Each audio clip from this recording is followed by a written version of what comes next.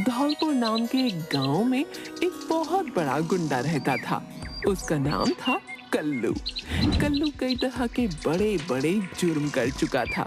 उसके 4 चेले थे जो उसके हर गुनाह में उसका साथ देते थे। पर अब कल्लू चोरी और किडनैपिंग करके थक चुका था।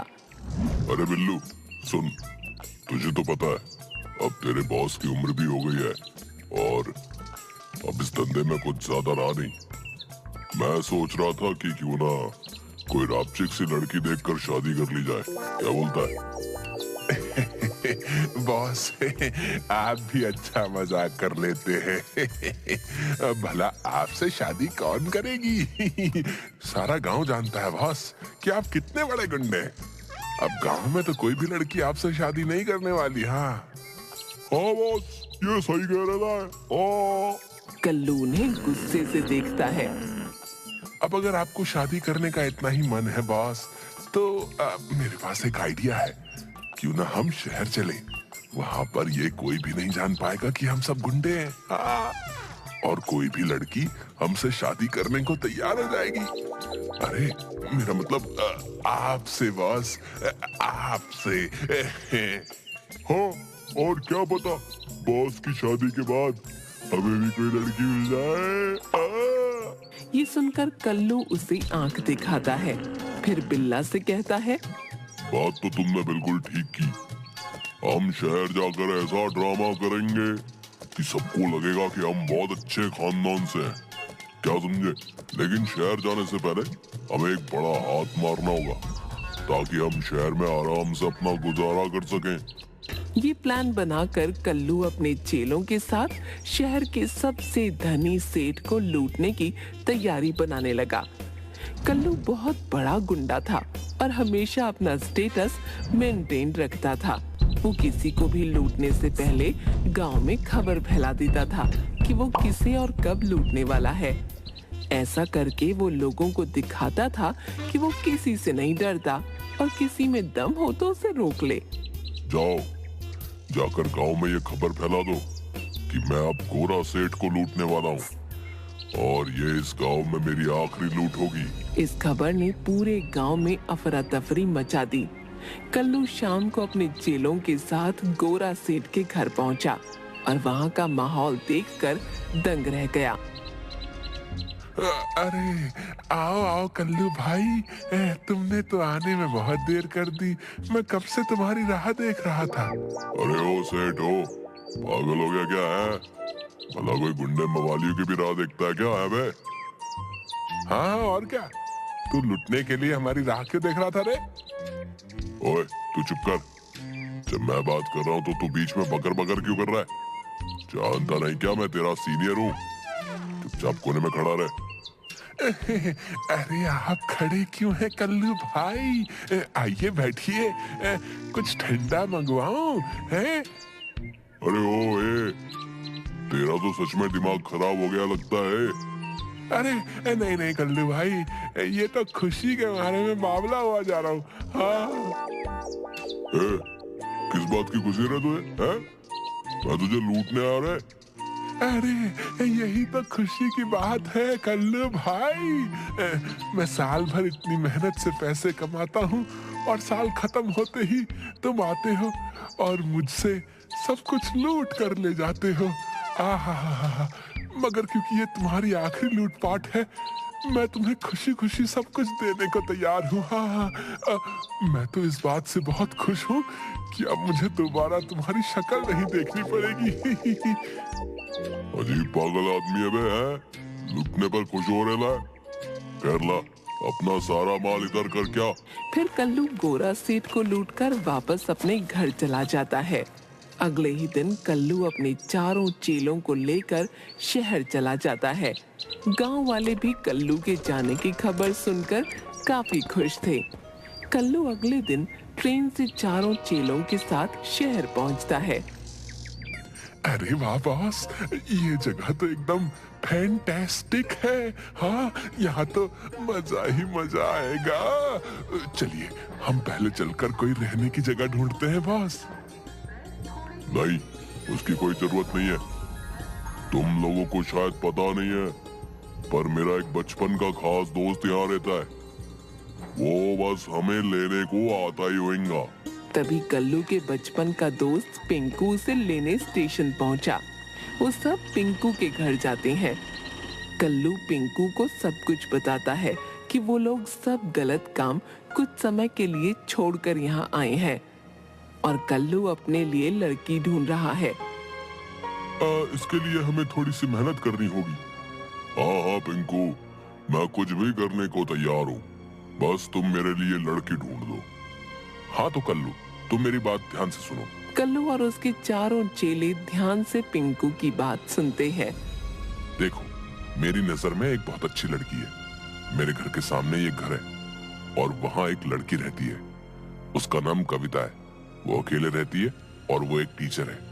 पर दिक्कत यही है कि वो थोड़ा मॉडर्न टाइप की है और तुम ठहरे एक गुंडे। अब मेरे ख्याल से तुम्हें थोड़ी सी अंग्रेजी सीख लेनी चाहिए और खुद को पूरी तरह से चेंज कर लेना चाहिए, अपने कपड़े से लेकर अपने बालों तक।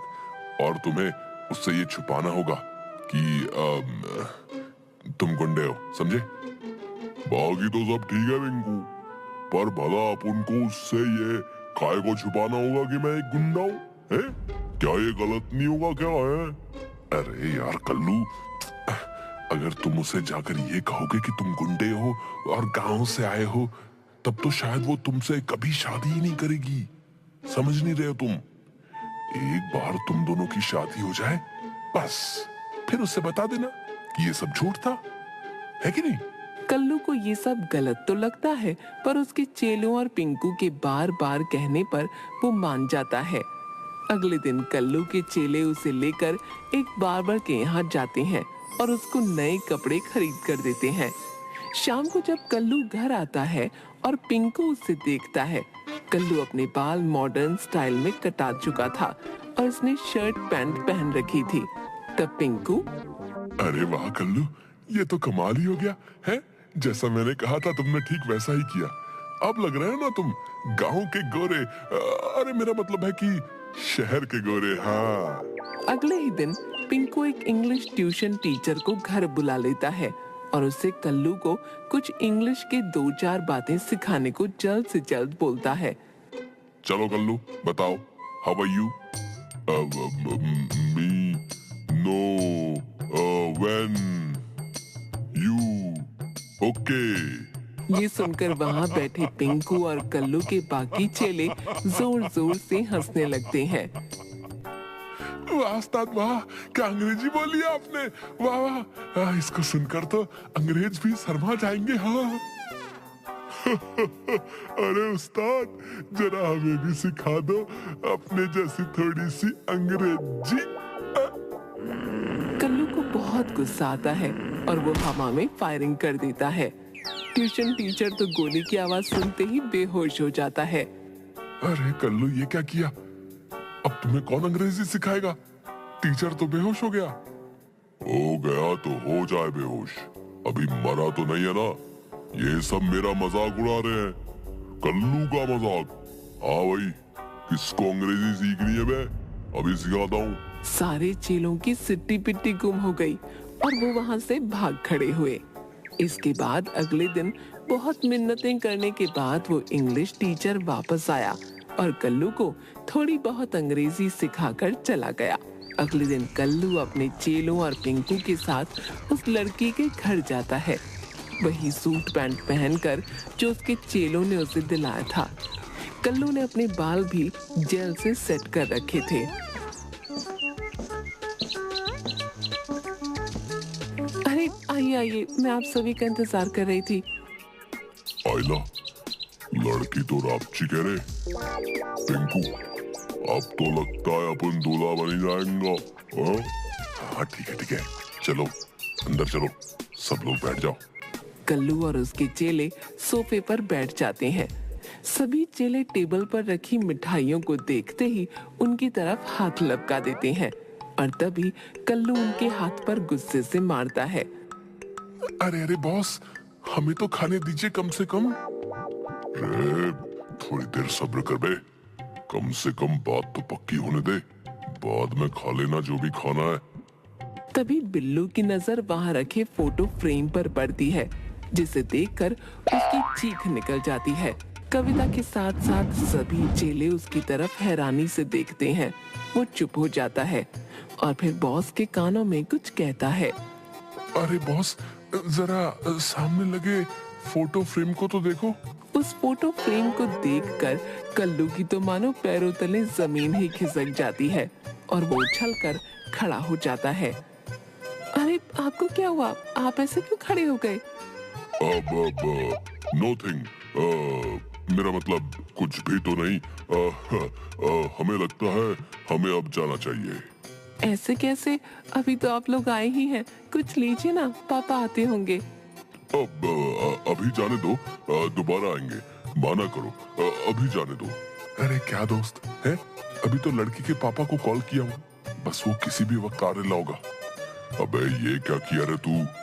अब यहाँ से भागने में ही भलाई है। बॉस खिड़की के रास्ते चले क्या? अबे 1.5 फुटिए, तू तो निकल जाएगा, मेरे इस पेट का तो सोच। मैं तो कहता हूँ बॉस, जल्दी से सब फुट लो, इससे पहले कि लड़की का बाप हमें फोड़ ले। क्या?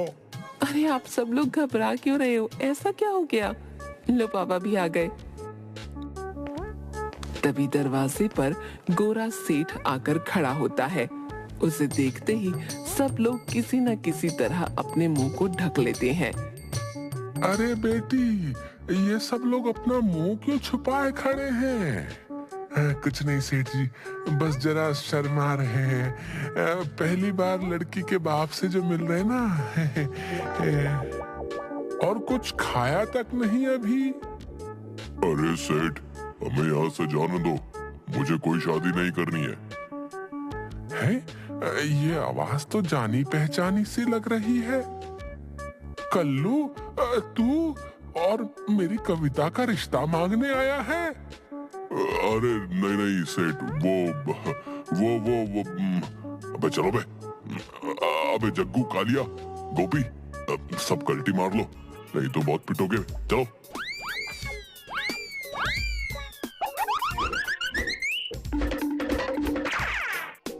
अरे पकड़ो इन्हें, पकड़ो पकड़ो, गुंडे चोर लफंगे कहीं के।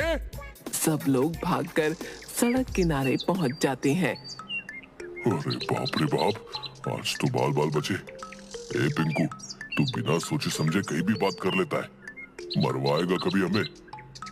अरे यार है तू मेरा, टेंशन नहीं लेने का। अभी मेरे पास एक और रिश्ता है तेरे लिए। एक और रिश्ता? नहीं नहीं। ये सुनकर सब लोग मिलकर पिंकू की धुलाई करना शुरू कर देते हैं।